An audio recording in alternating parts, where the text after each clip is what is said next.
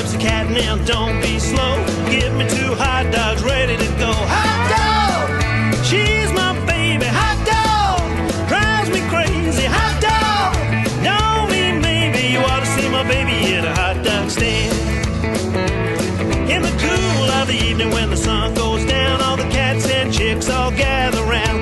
They order hot dogs and red soda pop, then they head downtown to a hip cat a hop. Hot dog, she's my baby. Hot dog, drives me crazy. Hot dog, don't mean maybe you ought to see my baby in a hot dog stand.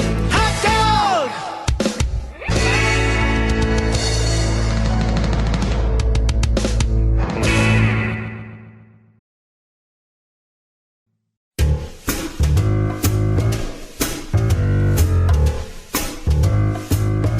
When a friend of mine was partners in this restaurant, Crestbrook, it was a country club. He called me, and his partner, was drunk all the time, and the guy was ruining the business. So Frank called me and said, Lenny, he said, would you like to be involved with this restaurant? He said, you know how to cook? And I said, oh yeah, sure, I know how to cook. But I didn't realize when he said I know how to cook, I know how to cook for friends or family. We're going to make pasta fazool, I'm going to make lasagna, I'm making baked stuff ziti. Cooking for a restaurant's different.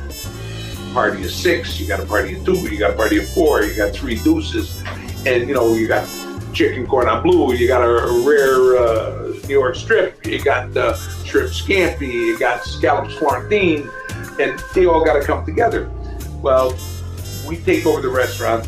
I'm there. I know how to cook. Don't worry about nothing, right? Well, we go there. The chef, supposedly the chef, the guy's there, and I'm observing. I'm like a bull, I'm 30 years old, I'm a young kid. So I'm in there, and this guy's cooking, and he's throwing the food on the plate, slopping it all up and everything. And I said, easy, buddy, here. I said, make the plates neat, clean the edges, place it on there, don't make it sloppy. And he said to me, he goes, I'm the chef. He goes, you don't tell me what to do. And I said, I don't, do I, huh? I said, well, how's this? I send your paychecks.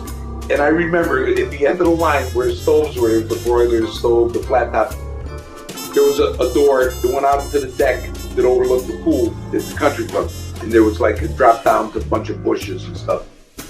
I remember I grabbed the guy by the belt, by the back of the neck. I kicked the bar on the door. The door flew open. I went out the thing and I threw him right over the railing out into the bushes. And I said, and you, my friend, are done here. I went like that and I slammed the door. And my partner, Mike, comes in and he's going, where's the chef? We're all backed up out there. I said, don't worry about it. I said, I threw his out over the railing. I said, I'm done here with this guy. And I said, I'll take care of it.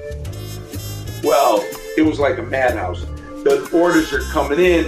You gotta have timing. I knew how to cook at home. I didn't know how to cook like that. So I'm over there and I'm trying to, keep up with the orders, and you put them up on the slide where the heat lamp is. And I remember, come pick up your order. And I go to pick it up and put the dish up there. And when I pushed it over, the whole tray fell over, dropped everything. So I had to make it all over again. I was like livid. I was shaking. I was so, I didn't know what to do. I remember there was a young kid working at a dishwasher. I said, get me a double Jack Daniels. So the kid's shaking. He's afraid. He goes running out. He comes back with the Jack Daniels. I throw it down. I say, go get me another one. I threw that down. I remember I punched the wall so hard that like I said, I was a gorilla. I punched it so hard it went through the sheetrock. Thank God I didn't hit a beam because I would have broke my wrist. It went through the sheetrock and come through the sheetrock on the other side of my arm. Well, anyway, long and the short of it, I struggled that night. We got through it. At the end of about 10 days, I was doing 100 dinners on a Friday night. And I had it nailed down. I had the timing down. I had it all down. And it's just that's how I learned. It was a hard knocks. I got thrown into a mess. And you put your nose to the stone, you don't quit, and you just go for it. And that's a good thing in life. Kids should learn that there. You just push through things. Don't say, I can't do this. It's like, don't give up. I will do this. And that's how I got through it. And that's how it went.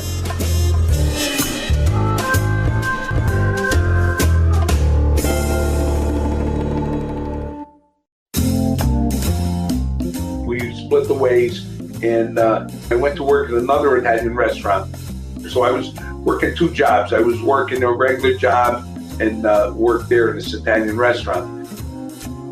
That job went, and then I went to work with my buddy down at his other place was Judge Peel Office Supplies.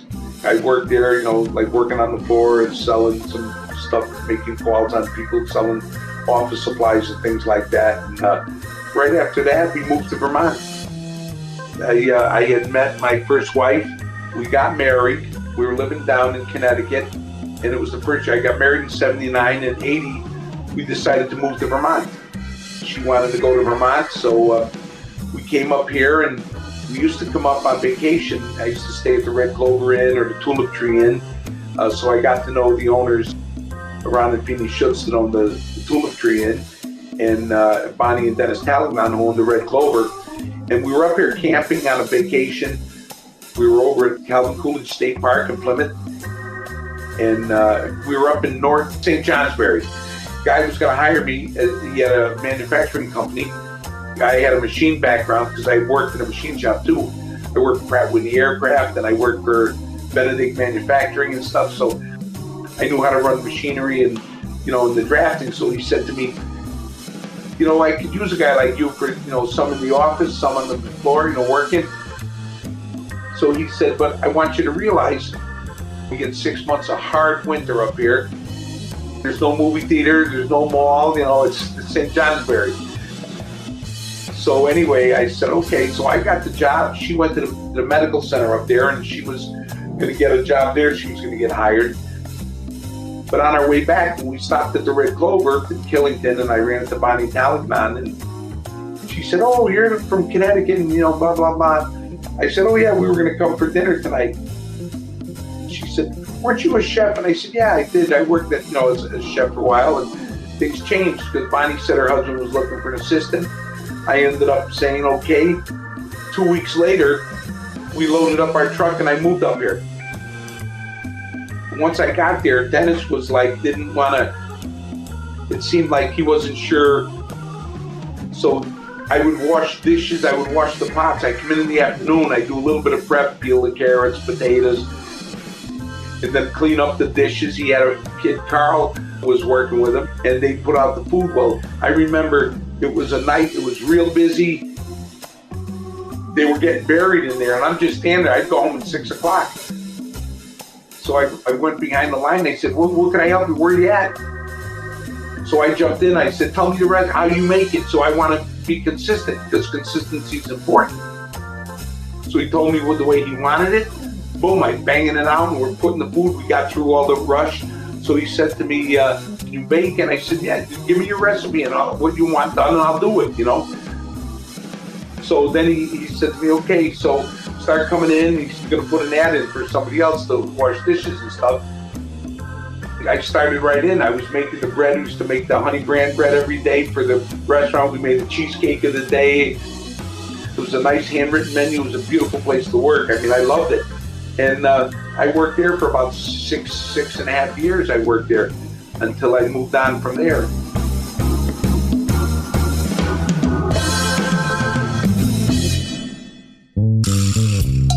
From the Red Clover Inn, I left there, and friends of mine, Ron and Feeny Schutz, who owned the Tulip Tree Inn, they were thinking about buying the Governor's Table. It was next to Royals. And I called them up and said, listen, I'm in if you want me for a chef. So I went there. They had a daughter, and their daughter was getting older, and they said they didn't realize, they said it's a lot more than we had planned. It's a lot of work owning a restaurant. So they were going to sell the restaurant. At the time, Royals was across the way from us, Royal Market. Al Delantash had just bought the market in Royals.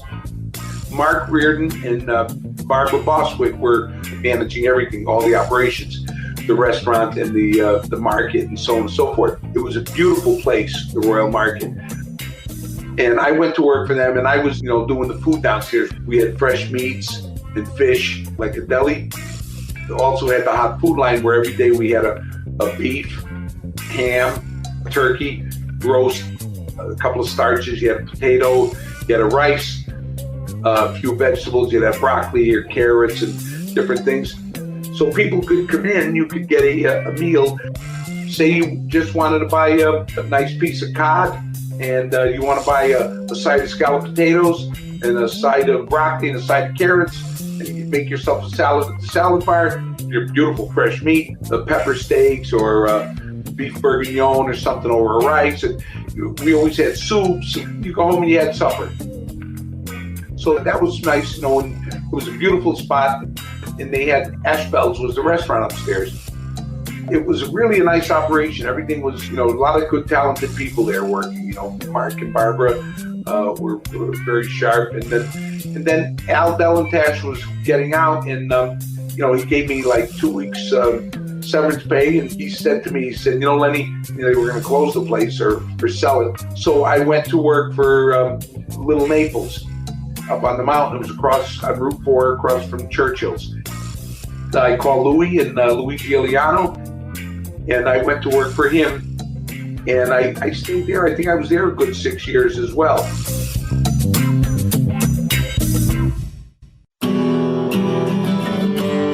Little Naples, beautiful Italian food, you know, nice wine selection. We always did a nice job up there. A lot of work, you know, in ski season and stuff, you worked hard. And then when I left there, eventually, but a lot of my hot dog kids, like his son, little Louis, worked with me, and my friend Petey O'Carroll had worked with me, and all the kids, all these kids, I knew them from, now they're in their 50s, you know what I mean? But they were like 15 years old, these kids at the time, 15, 16 years old. And now Louis, he went on to the restaurant business as well. When I left there, I went to work at Savvy's restaurant down in Rutland. I went down to work for Ronnie Savatasso. So when I went down to work for him, they were pretty much a sports bar, but you know, they did spaghetti, meatballs, stuff like that, but it was pretty much a lot of sports bar men, you know, like fried foods, you know, hot poppers and ribs and stuff like that. But I started doing the nice Italian food there and doing Italian specials and stuff. We were really doing some numbers. That was a nice, you know, we had a nice thing going there. I stayed there, but working my rear end off. But while I was at Little Naples, I had started the hot dog cart. It was a long day for me, you know. I started the hot dog cart, and then Louis had Little Naples, State Street. We ended up calling that Paisanos, and I ran that down there for a while. I was doing the food down at Paisanos, and then he had opened up a place in Middlebury, where I think it's two brothers or three brothers now.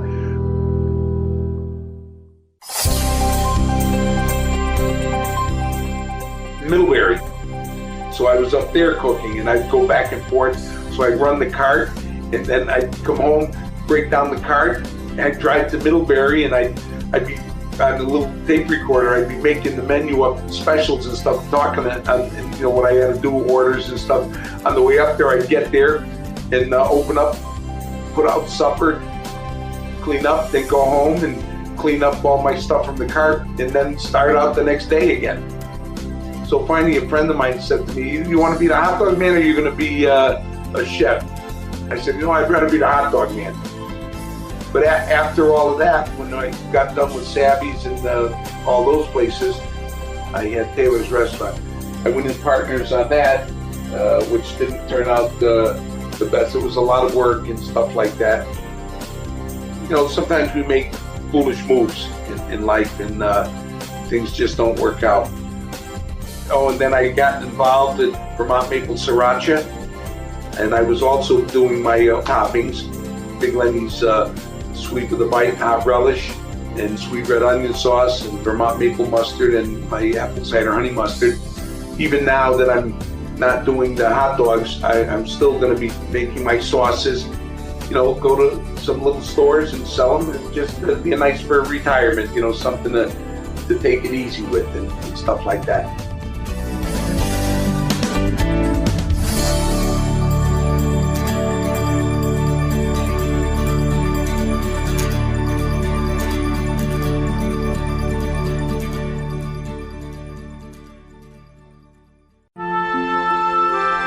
My ex-wife and I were together 22 years, but not to knock, but it wasn't. I always said we brought out the worst in each other. and Susan and I brought out the best in each other. I knew Susan 40-something years, 41 years. When I first bought my house in 1980, we went to the animal shelter and got a dog. And I adopted this dog. It was a puppy. And Tom Bro, who ran the Humane Society, I bought his house. Matter of fact, my house that I live in was Tom Bro's. He said to me, the people that own this dog, they had puppies. He's a veterinarian, and they'll give you first shots for the puppy for free. So when I got the puppy, Jessie, she was a wonderful dog. I brought Jessie up there, and that's when I first met Quincy Shaw was the vet, and Susan and Quincy. They were married, and they had a little boy, Cody. Quincy and Susan were working out of their house in Pittsburgh, and I remember going up there. They rented a house there. I went there and I met them, and he would work on the dog right there, and so I just got to know them well, and we became friends immediately. As the house went on, and they ended up buying a house in Florence. They moved to Florence, but Quincy was always my vet. He was a wonderful vet, brilliant man. So he would come to the house. My ex-wife always wanted a horse, so we had gone to Pond Hill, and we bought a horse, and Ryan was his name. He was a beautiful horse, and he was a very well-trained horse. We had the horse 20 minutes. My friend Luella Day over in Ira, she had a farm, 750-acre farm. Luella's passed on now, was a dear friend. She said, you can keep the horse up at my farm. So we had the horse. We brought it up there. There was an area, it was all fenced in. She said, you can keep the horse here. The horse wasn't there, like I say, 20 minutes. I'm back at work. I'm up at the Red Clover Inn, and I get a call from my ex-wife crying, saying that the horse was walking around the border of the fence. Like they do, they check their territory. And apparently there was some old fence that was down and was buried in the high grass because it hadn't been used for a while. And he got tangled in some barbed wire. And when he went to run, it just tore his rear to shreds. And he was bleeding profusely. So I had to rush down there. We called Quincy. The horse's leg was brutal. I mean, he had cut an artery. It was squirting blood. It was a holiday. I think it was Thanksgiving or something. Quincy came. He worked on that horse for hours, stitching it up and putting it back together again. And it got to the point where the horse couldn't stay there. So I had a little barn here, like a little garage. I built a stall inside the garage, and I had to keep the horse in there because it needed so much attention. So I built this stall, and Quincy would come. He had to come by like almost every day, every other day, and he would have to braid the wound because it was so deep right to the bone, because otherwise it would heal in the wrong way. It had to heal from the inside out. So anyway, it took a lot of work, but he showed me what to do on it, and he would come by, and I'd have to call there all the time, and I talked to Susan, and at first I always thought Susan was a veterinarian because she was so knowledgeable, but she had worked for a veterinarian in their early days in Louisiana, where they lived in Louisiana for 8 years. But I always knew them. They came back this way, and then I knew her when she was pregnant with Kit, our youngest boy, so they were dear friends. Quincy saved that horse's life. That horse could run like the wind after that. It had a terrible scar, but he was such a good horse until the day he died, and he died in my arms. I'd be out there holding him, and he was on the ground, and but Quincy, he took care of our animals. He's just a talented vet. But then their life went in different directions. They divorced, and Susan would always come to the hot dog cart with the boys, and I've known those boys, their lives. But I always loved Quincy and Susan. They were dear friends of mine. Their life didn't work as it should, as some marriages didn't, like my marriage didn't. But anyways, when I got my divorce, my friend Luella, where we used to keep the horse, was diagnosed with cancer. My ex-wife and I would go up to the farm and help her and with chemo and stuff. And friends that were friends from hers for years would go up there, and Susan being one of them, and Mary Jane Osborne being one of them, and we all came together. I'd see Susan up there, and she'd say, "What are you doing?" I said, it gets old, eating alone and stuff sometimes. I said, "Hey, why don't we get a pizza tonight and sit out on the back porch and have pizza and talk about old times, And she said, "Well, that sounds good." So I think she had been divorced like 10 years or so, and she came over and we had some pizza, and that was a lot of fun. The next day it's like, "Hey, let's get Chinese tonight. Why don't you come over again?" And so we were supper buddies, and we'd hang out, and almost 20 years of a relationship that was grown over a beautiful friendship.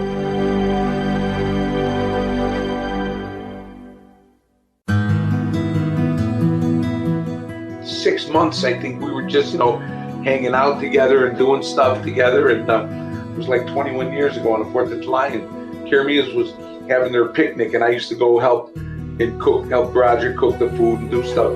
So Susan said, "What are you doing 4th of July?" I said, "Well, I'm going out to the Lake Dunmore. We were having the Caramia's picnic, and I always help with the food with Roger." And she goes, "Oh, that sounds like fun. I want to go." I said, "Well, sure, come," right? So she came to that, and we always said that was our first date. But we just like friendships, hanging out and stuff. In that period of time, it was just like we were chomping at the bit. Our love for each other was growing more and more and more. And like I said, it was a romance that was built on friendship. We just just were deeply in love with each other, and it just went from there. She lived in Florence and I had here, and we would stay half the time at her house, half the time in my house, and then we finally moved in together here, and we were like family. The boys were like family to me. They're like sons. I knew them. I watched them all grow up. I knew them, and everything, and we had a beautiful, wonderful relationship together for 21 years.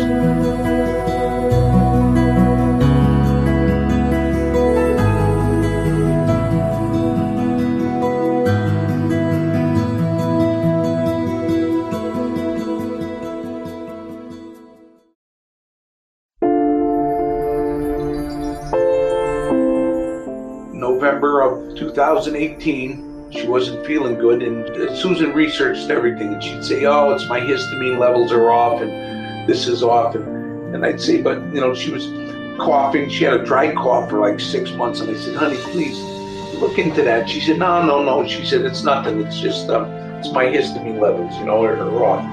And 2 months before she was diagnosed, she's running in the fields with the dogs. So finally, in November. It was the end of November, she went to her doctor, and he said, "I want you to get a chest x-ray." She went for an x-ray, and I was working at the inside job. I had just started, and I was working there. It was like 9 months. And she called me and said they found some spot on my lung they don't like, and they want to do a CAT scan. I said, "Okay."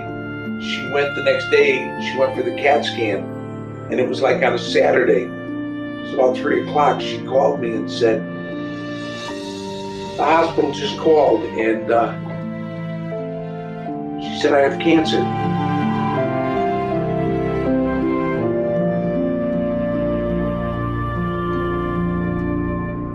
She said, "It doesn't look good." I said, "I'll be right home." And I closed the shop, and I went right home. That was the last time I had the business open. Turned out we met with the pulmonologist and went into the office there, and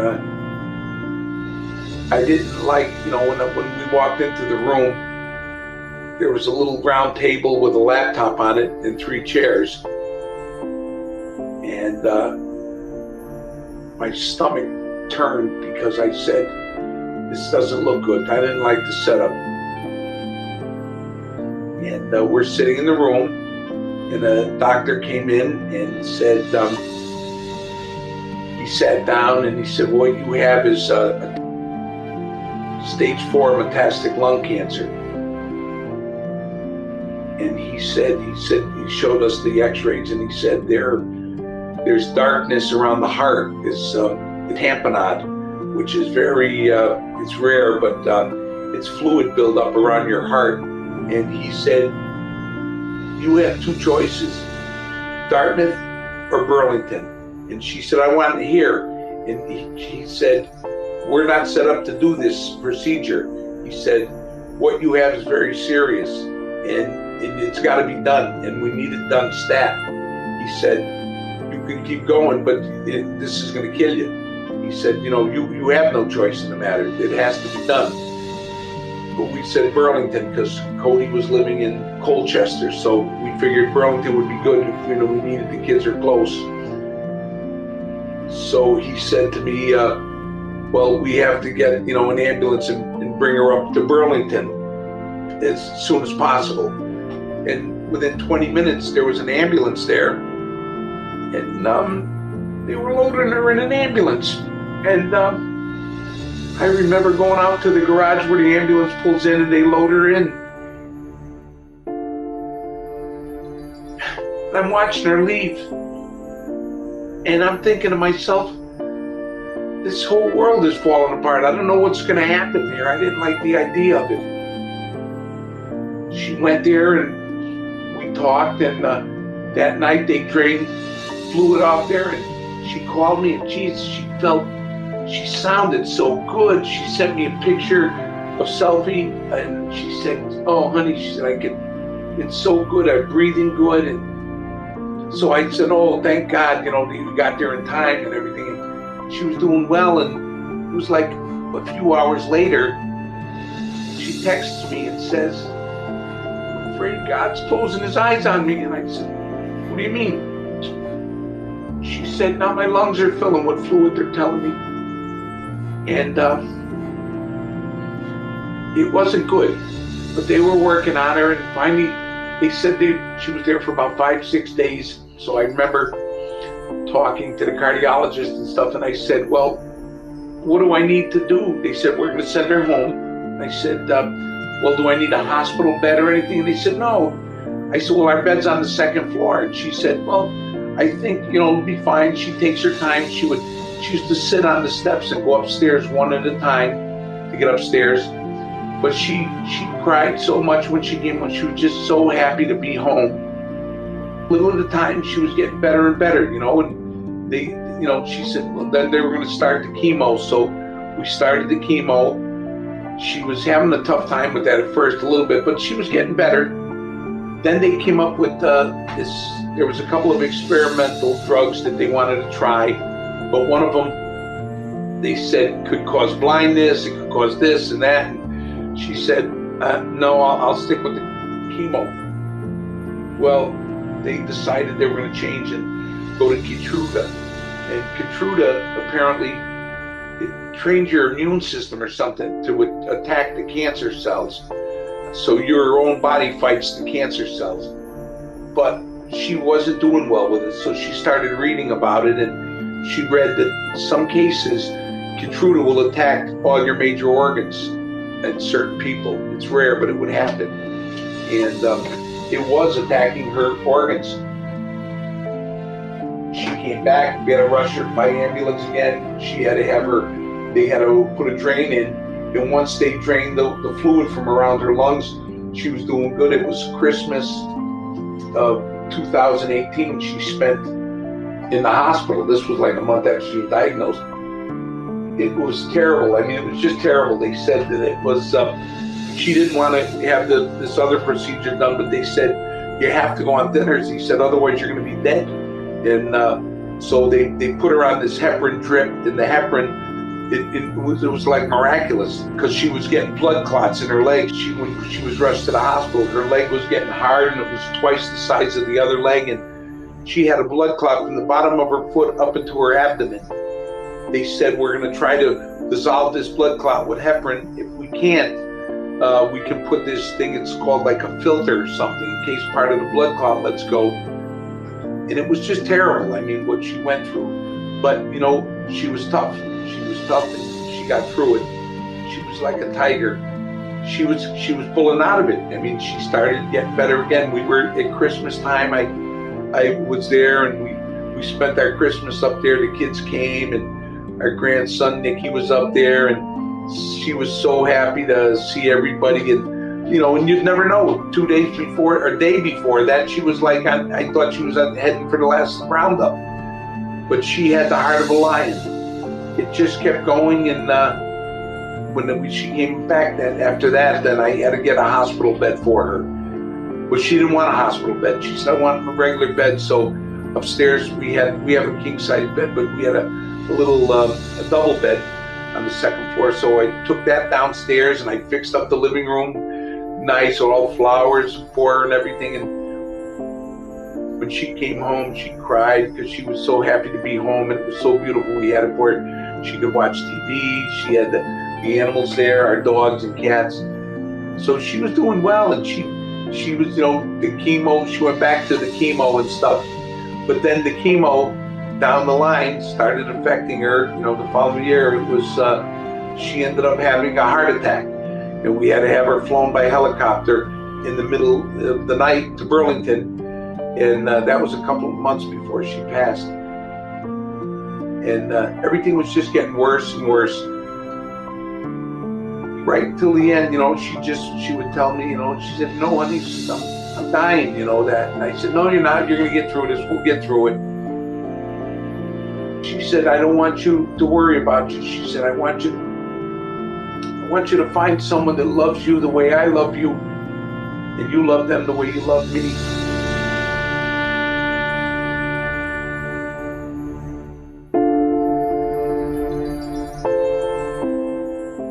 I had a hard time that first winter. After she passed October 2019, the 25th. Her little body couldn't take it no more. And I remember I would sit upstairs and look at her picture and talk to her at night and say to her, honey, I said, I'm working hard at this, but I'm not going to make it. I said, I'm going to be seeing you sooner than later. I said, I just can't go on. I ended up with, through all of that, I had those stents in my heart because I had a blockage. I thought I was run down from helping her, taking care of her. And they put 4 stents in me. And then I always, to take care of her. That's all I worried about. The boys would come here, and the kid took time off from work. Cody took time off from work, and they came. We circled the wagons the way you're supposed to do it. Everyone comes to help you and cares about you. Then after a couple of weeks go by, they have to worry about their own lives, and after she had passed, it was a struggle.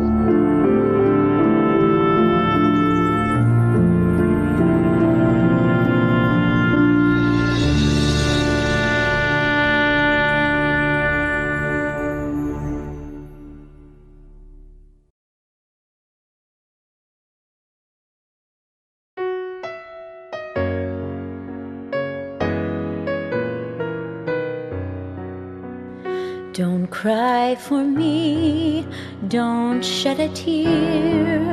I've been set free, no need to fear.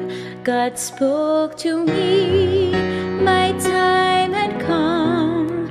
He made a way to bring me home. Don't cry for me, my pain is gone forever. Don't cry. Been made whole. Don't cry for me, we'll soon be back together. Don't cry for me, I'm well within my soul. My pain is gone, please understand. My passing was in God's great plan. I'm with you still, each day and night. Just close your eyes, I'll hold you tight. Don't cry for me, my pain is gone forever. Don't cry for me, my body's been made whole. Don't cry for me, we'll soon be back together. Don't cry for me, I'm well within my soul. I'm in your heart, I feel your pain. Don't give up hope, our love remains. I'll wait for you at heaven's door. We'll meet again one day for sure. Don't cry for me, my pain is gone forever. Don't cry for me, my body's been made whole. Don't cry for me, we'll soon be back together. Don't cry for me, I'm well within my soul. Don't cry for me, I'm well within my soul.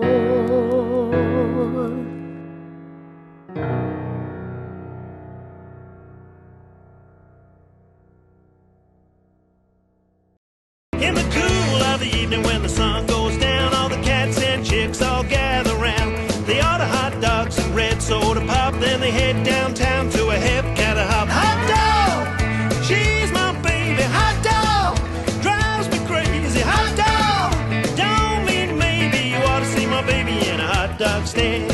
Happy Friday, gang! Big Lenny's eyes are popping out today. Listen, I wore the crazy glasses because I got everything you need. I love to see you guys. Don't forget, gang, I got the mini meatball parm sub for $5. You get hungry, stop in to see us. You get lonesome, stop in for a hug. I love you kids. Big Lenny with the crazy glasses, looking up in the air saying, woo, woo, woo. Love you guys. Happy Friday. I'm waiting for my baby every night at 12. She closes up the top and then we lose ourselves at a hep-cat hop in a crazy way.